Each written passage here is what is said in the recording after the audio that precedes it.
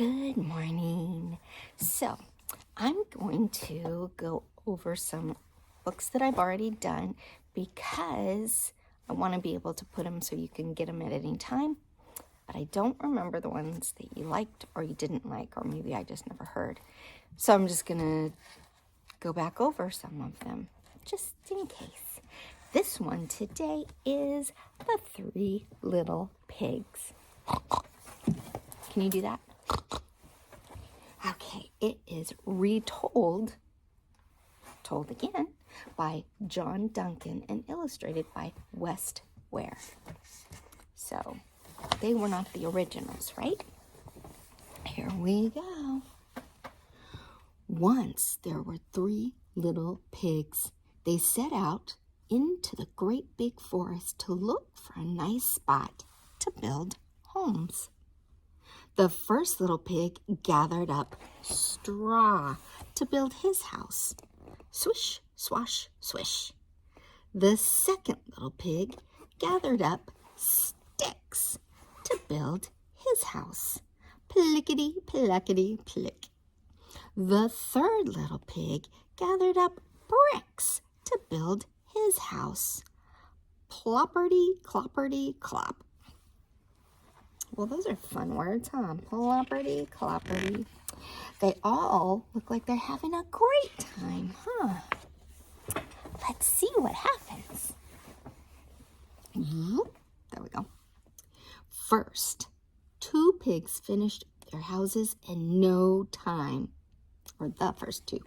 They said to the third pig, "You're working too hard. Why don't you come and play?" But he kept right on building.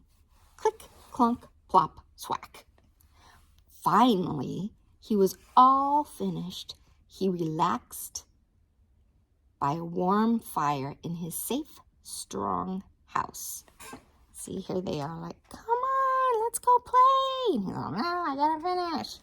And then he got done, and he's like, "Da-da-da, I think I'll sit by the fire and read a book. I'll read a book, like what we're doing." Well, one day, a big, bad wolf came to the straw house of the first little pig. He could smell a kettle of soup, and it made him very hungry. He was like, hungry. He said, little pig, let me in." But the first little pig replied, "Not by the hair of my chinny chin chin." So the wolf said, "Then I'll huff, and I'll puff, and I'll blow your house in."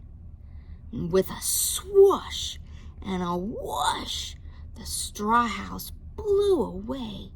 The first little pig jumped up and ran all the way to the second pig's house. See? He's like, "Hey, buddy pal, let me in." And he's like, no. And so then he's like, "Oh yeah, I'm gonna blow your house down."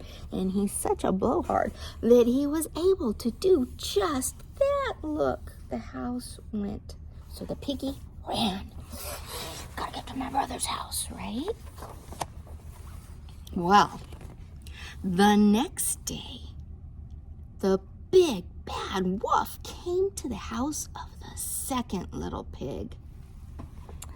Oh no!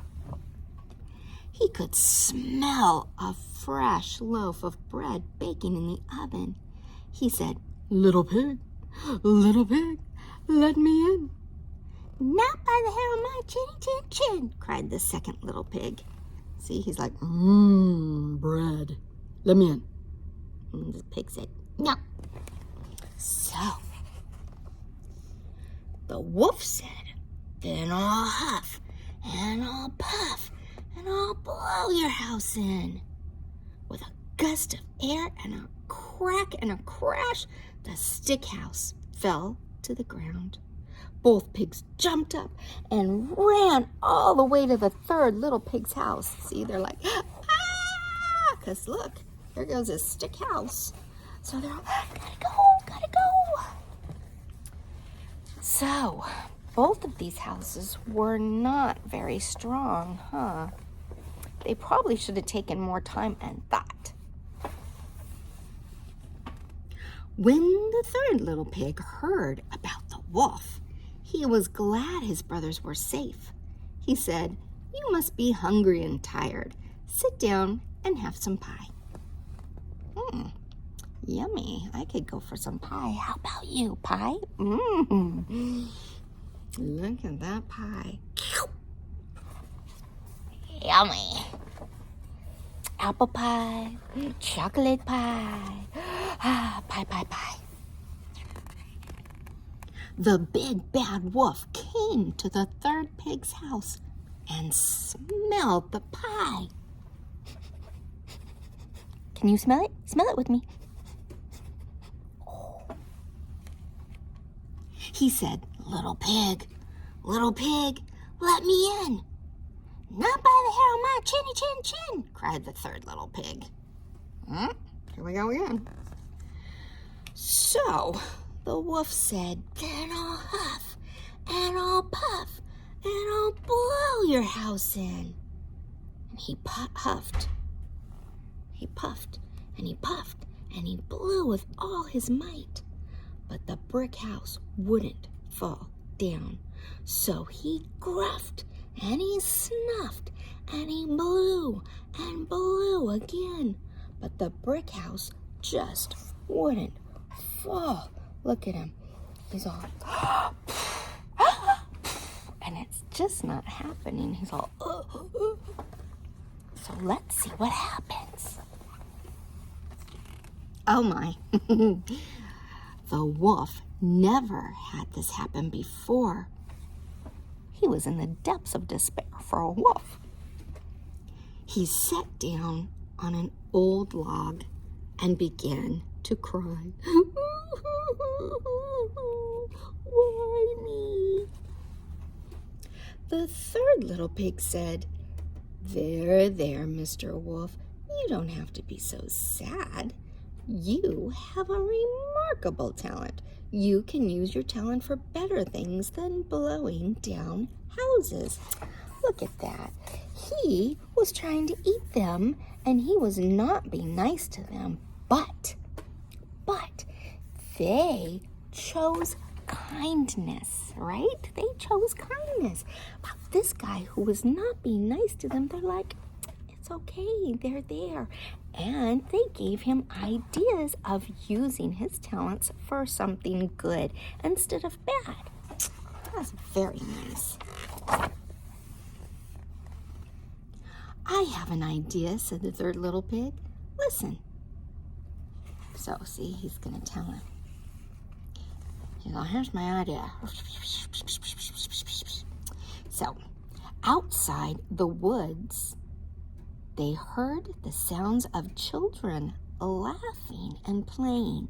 It was the local fair, and everyone was going. I wonder what his plan is. Do you know? No? Let's find out. The three little pigs and the big sad wolf all went down to the fair. Here's a wonderful way to use your talent, said the third little pig. With a huff and a puff, the wolf started blowing up colorful balloons.